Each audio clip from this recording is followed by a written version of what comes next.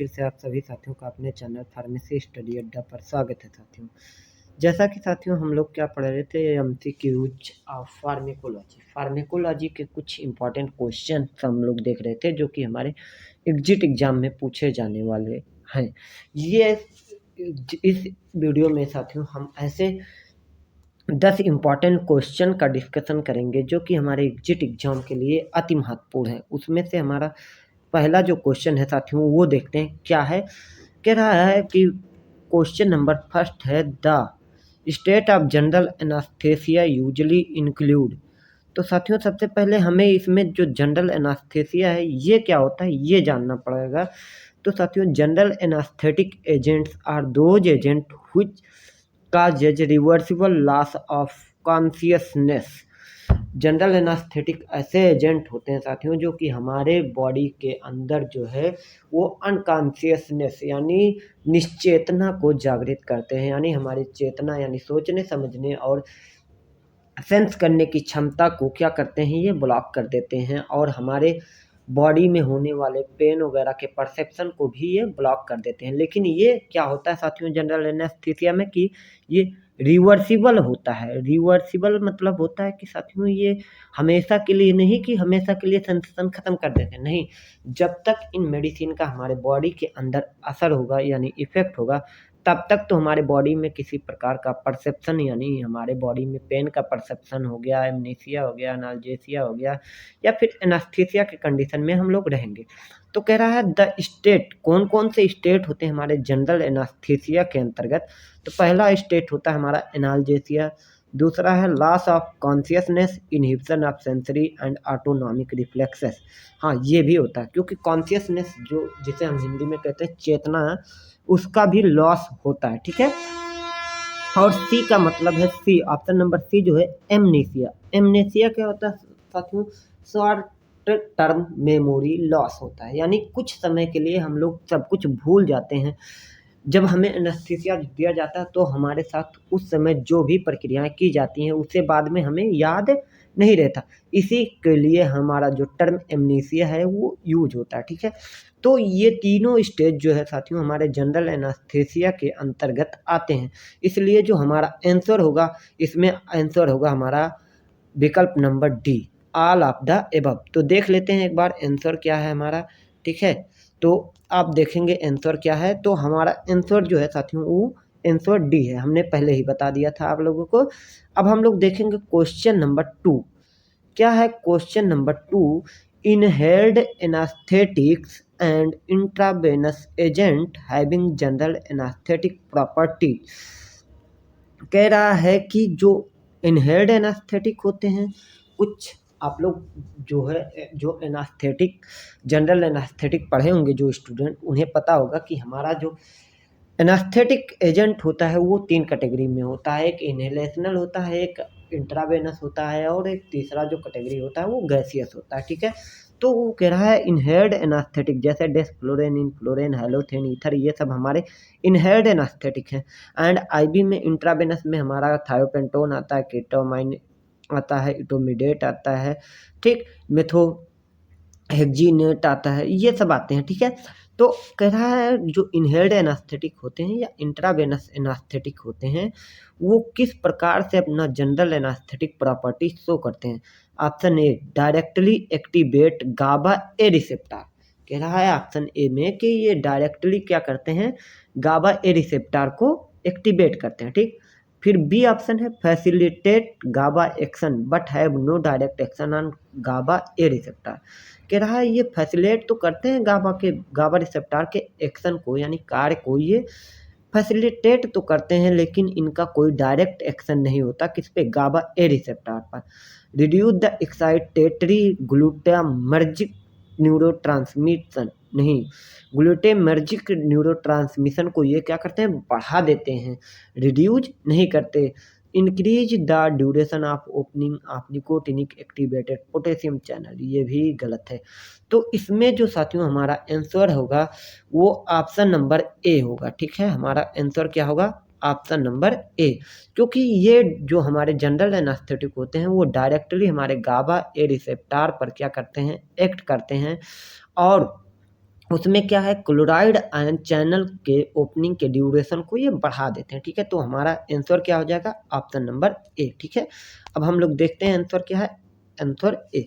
अब हम लोग देखेंगे क्वेश्चन नंबर थर्ड। साथियों क्वेश्चन नंबर थर्ड क्या है हमारा, वो हम लोग देखते हैं। थर्ड है indicate the anaesthetic which is an inhibitor of NMDA glutamate receptor. अब साथियों यहाँ पे NMDA का क्या मतलब होता है, ये हम लोग देखेंगे। NMDA का मतलब होता है यन मेथाइल, इसका फुल फॉर्म होता है साथियों, क्या होता है ये हम बता रहे हैं। NMDA का यन, ये क्या होता है, यन मेथाइल, यन मेथाइल METHYL, यन मेथाइल। ठीक है, यन मेथाइल डी अस्पार्टेट, क्या होता है, डी अस्पार्टेट, ये एक प्रकार का रिसेप्टर होता है। ठीक है, क्या है NMDA का फुल फॉर्म, ये होता है यन मेथाइल डी अस्पार्टेट ग्लूटामेट रिसेप्टर। जिसपे पूछ रहा है कौन सा ऐसा जनरल एनास्थेटिक है जो हमारे NMDA रिसेप्टर पर एक्ट करता है। तो थायोपेंटाल साथियों जो है हमारा, वो गाबा रिसेप्टर को एक्टिवेट करता है। हाइलोथेन भी जो है हमारा साथियों, वो क्या करता है, गाबा रिसेप्टर को एक्टिवेट करता है। कीटामाइन, कीटामाइन क्या है साथियों, ये हमारे NMDA रिसेप्टर को क्या करता है, एक्टिवेट करता है। कौन सा, हमारा आंसर नंबर सी। जो कीटामाइन है साथियों, ये हमारे NMDA रिसेप्टर को क्या करता है, एक्टिवेट कर, इनहिबिट करता है। क्योंकि कीटामाइन हमारा NMDA एंटागोनिस्ट होता है। ठीक है, ये हमारे NMDA का एंटागोनिस्ट होता है। इसलिए जो हमारा आंसर होगा साथियों, वो आंसर हो जाएगा सी, ऑप्शन नंबर सी। क्या, कीटामाइन। ठीक है, कीटामाइन। ठीक है, समझ में आ गया, कीटामाइन जो होगा हमारा आंसर हो जाएगा। अब हम लोग आंसर देख लेते हैं, तो आंसर हमारा है सी, कीटामाइन। अब हम लोग देखेंगे question number 4, an ideal anaesthetic drug would, कह रहा है एक के सबसे अच्छे या एक अच्छे एनास्थेटिक के पास कौन कौन से प्रॉपर्टीज होनी चाहिए। तो ऑप्शन नंबर ए है induce anaesthesia smoothly and rapidly and secure rapid recovery. कह रहा है कि इनके पास वो प्रॉपर्टी होनी चाहिए कि ये बहुत ही आसानी से एनास्थीसिया को स्मूथली और तेज़ी से क्या कर सकें, काज कर सकें, और फिर इसका रिपिड, और इसे तेज़ी से फिर रिकवरी भी इसका कर सकें। तो ये तो प्रॉपर्टी होनी चाहिए। B, possess a wide margin of safety. हाँ, अगर हमारे एनास्थेटिक जो एजेंट हैं उनकी जो सेफ्टी ऑफ मार्जिन होगी वो क्या होगी, वाइड नहीं होगी। तो क्या होगा कि हम मान लो कि एनास्थेटिया का जो है सेफ्टी मार्जिन बहुत कम है, तो पता लगा हम थोड़ा सा बढ़ गया डोज, तो वो कहाँ टॉक्सिक इफेक्ट तक पहुंच जाएगा। तो इसके में क्या होना चाहिए, जो सेफ्टी मार्जिन होनी चाहिए वो अवॉइड होनी चाहिए, यानी ऑप्शन नंबर बी भी होना चाहिए। B, devoid of adverse effect. हाँ, हमें अवॉइड करना चाहिए इसके एडवर्स इफेक्ट को, इसमें किसी प्रकार का कोई एडवर्स इफेक्ट भी नहीं होना चाहिए। तो इस तरह से जो हमारा डी ऑप्शन है आंसर वही होगा, ऑल ऑफ द एबव। तो हमारा आंसर क्या हो जाएगा, ऑप्शन नंबर डी। ठीक है, तो हमारा डी हो जाएगा। अब हम लोग देखते हैं आंसर क्या है, हमारा आंसर डी। ठीक है, अब हम लोग देखेंगे question number 5, which of the following general anaesthetic belongs to inhalant. Inhalant आप लोग जान ही रहे होंगे, इनहेलेंट ऐसे एजेंट होते हैं जो कि हमारे रेस्पिरेटरी सिस्टम के थ्रू हमारे लंग्स में पहुंचते हैं और हमारे लंग्स से फिर ये ब्लड सर्कुलेशन में जाते हैं, तो ये हमारे इनहेलेंट कहलाते हैं। तो ये जो ऑप्शन 4 दिए हैं ए, बी, सी और डी, इसमें से हमें क्या करना है, इसमें से साथियों हमें बताना है कौन सा इनहेलेंट है। तो जो थायोपेंटॉल है साथियों, ये हमारा क्या है, आईवी है, इंट्रावेनस है। डेस्फ्लोरेन, ये डेस्फ्लोरेन जो है साथियों, ये हमारा क्या है, ऑप्शन नंबर बी जो है, ये हमारा इनहेलेंट है। ठीक है, इनहेलेंट, ठीक, इनहेलेंट है। बाकी कीटामाइन और प्रोपोफॉल ये दोनों और थायोपेंटॉल को लेकर के तीनों क्या हैं, आईवी रूट के जनरल एनास्थेटिक हैं। ठीक है, तो हमारा आंसर हो जाएगा बी। ठीक, आंसर क्या हो जाएगा, ऑप्शन नंबर बी। अब हम लोग देखते हैं नेक्स्ट क्वेश्चन साथियों, कि नेक्स्ट क्वेश्चन हमारा क्या है। Question number 6, indicate the anaesthetic which is used intravenously. अब आपको इसमें से उस एनास्थेटिक को बताना है जो कि आईवी रूट से दिया जाता। तो अभी आप लोग इससे पहले वाले ऑप्शन में देखे थे कि उसमें क्या क्या था, प्रोपोफॉल था, केटामाइन था और थायोपेंटॉल था। तो इसमें आप लोग को साफ साफ पता चल रहा होगा कि जो ऑप्शन नंबर ए है साथियों प्रोपोफॉल, वो हमारा आईवी रूट से दिया जाने वाला जनरल एनास्थेटिक है। बाकी बी ऑप्शन हैलोथिन, सी डेसफ्लोरेन और डी नाइट्रस ऑक्साइड, ये हमारे तीनों के तीनों जो जनरल एनास्थेटिक हैं ये हमारे इनहेलेंट रूट से दिए जाते हैं। तो हमारा ऑप्शन नंबर ए हो जाएगा सही आंसर। ठीक है, क्या हो जाएगा हमारा ऑप्शन नंबर ए प्रोपोफॉल, प्रोपोफॉल।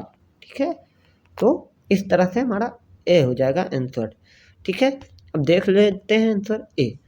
अब हम लोग क्वेश्चन नंबर 7 देखेंगे, which of the following inhalant is a gas anaesthetic. अभी तक हम लोग क्या पढ़ चुके थे, वोलेटाइल लिक्विड, इंट्रावेनस, यानी जो हम लोग इनहेलेंट पढ़े थे वो, फिर इंट्रावेनस, उसके बाद हम लोग पढ़े थे गैसियस। तो वहीं हमें देखना है कि इसमें से कौन सा ऐसा एजेंट है जो कि हमारा गैसियस क्या है, एनास्थेटिक है। तो साथियों हम आपको बता दें, आप लोगों को याद करना होगा कि जो हमारा नाइट्रस ऑक्साइड, जिसका फार्मूला क्या होता है नाइट्रस ऑक्साइड का, N2O, ये आप लोग देखे होंगे, जिसे हम लोग क्या कहते हैं, लाफिंग गैस भी कहते हैं। यानी इसे हम लाफिंग गैस भी कहते हैं नाइट्रस ऑक्साइड को। इसका फार्मूला होता है N2O। ठीक है, और ये लाफिंग गैस भी कहलाती है।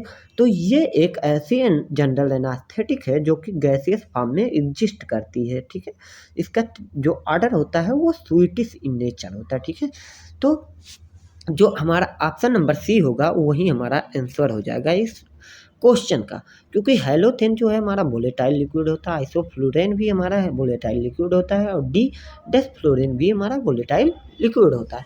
अब हमारा आंसर होगा सी। अब हम लोग देखेंगे क्वेश्चन नंबर 8। ठीक है, क्वेश्चन नंबर 8 देखते हैं साथियों कि 8 क्या है, कह रहा है sevoflurane has largely replaced halothane and isoflurane as an inhalational anaesthetic of choice because, कह रहा है सिवोफ्लोरेन जो है साथियों वो रिप्लेस कर दिया किसको, हैलोथेन और आइसोफ्लोरेन को, क्योंकि ये तीनों इनहेलेशनल एनास्थेटिक हैं। तो क्या हुआ कि पहले हम लोग किसका यूज करते थे, हैलोथेन और आइसोफ्लोरेन का, लेकिन जैसे जैसे टाइम व्यतीत गया हमारे जो साइंटिस्ट थे उन्होंने एडवांस ड्रग की खोज की, जिसमें से एक ड्रग आया सिवोफ्लोरेन, जो कि एक इनहेलेशनल एनास्थेटिक था, जो कि हमारे हैलोथेन और आइसोफ्लोरेन के जो क्या थी कमियां थी उनको दूर कर दिया। तो इसलिए हम लोग सिवोफ्लोरेन का उपयोग करते हैं। अब क्यों करते हैं वही बताना है आपको। तो कह रहा induction of anaesthesia is achieved more rapidly and smoothly. हाँ, ये जो सिवोफ्लोरेन आया साथियों वो हमें बहुत ही आसानी से एनास्थीसिया प्रोड्यूस कर देता था, बहुत तेजी से और बहुत ही स्मूथली तरीके से। ठीक है, रिकवरी इज मोर रैपिड। हाँ, इसका रिकवरी भी हमारा क्या था, अधिक था as compare to halothane isoflurane.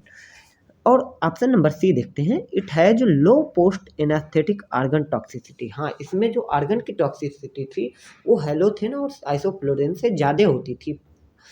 ठीक है, पोस्ट एनास्थेटिक एनेस्थीसिया देने के बाद जब हम लोग हैलोथेन और आइसोफ्लोरेन का उपयोग करते थे तो इससे आर्गन टॉक्सिसिटी ज़्यादा होती थी, लेकिन जब हम लोग सिवोफ्लोरेन का यूज करने लगे तो इससे आर्गन टॉक्सिसिटी जो है वो रिड्यूज हुई। तो जो इस प्रकार से साथियों हमारा जो आंसर हो जाएगा, ये तीनों प्रॉपर्टीज हमारे सिवोफ्लोरेन में पाई जाती हैं, इसलिए ऑप्शन नंबर डी जो होगा ऑल ऑफ द एबव, यही हमारा सही आंसर होगा। क्या होगा, answer number D, all of the above. ठीक है, तो अब हम लोग देखते हैं आंसर क्या है हमारा, आंसर डी। अब हम लोग देखेंगे आज का 9वां question, the limitation of sevoflurane is.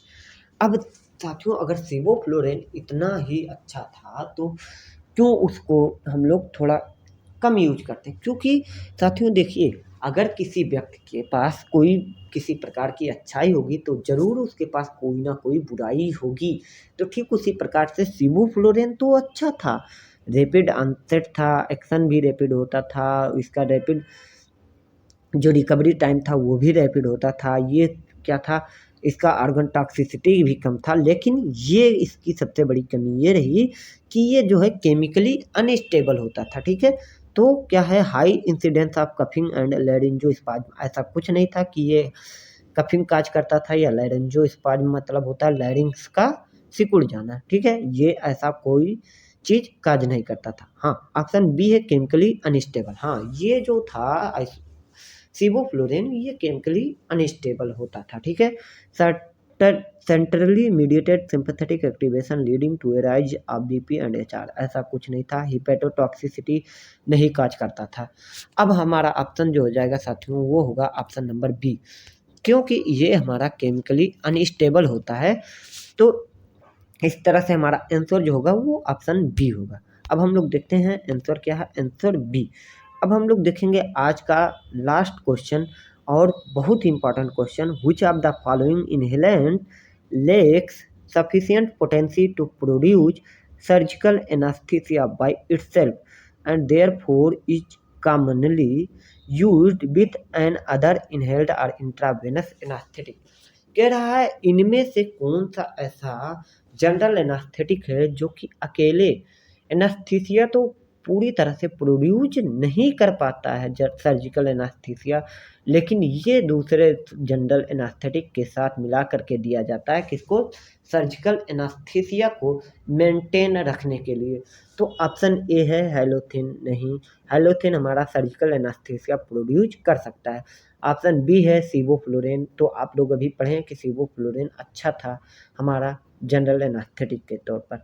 Nitrous oxide ये जो है साथियों ये हमारा क्या है, ऑप्शन नंबर सी जो है वो हमारा नाइट्रस ऑक्साइड N2O जो है यही एक ऐसा जनरल एनास्थेटिक है जो कि सर्जिकल एनास्थीसिया को प्रोड्यूस तो नहीं कर सकता, लेकिन ये दूसरे एनास्थेटिक के साथ मिल करके सर्जिकल एनास्थीसिया को मेंटेन रखने का काम करता है, चाहे वो इनहेलेशनल एनास्थेटिक के साथ दे दिया जाए या फिर आईवी एनास्थेटिक इंट्रावेनस एनास्थेटिक के साथ दिया जाए।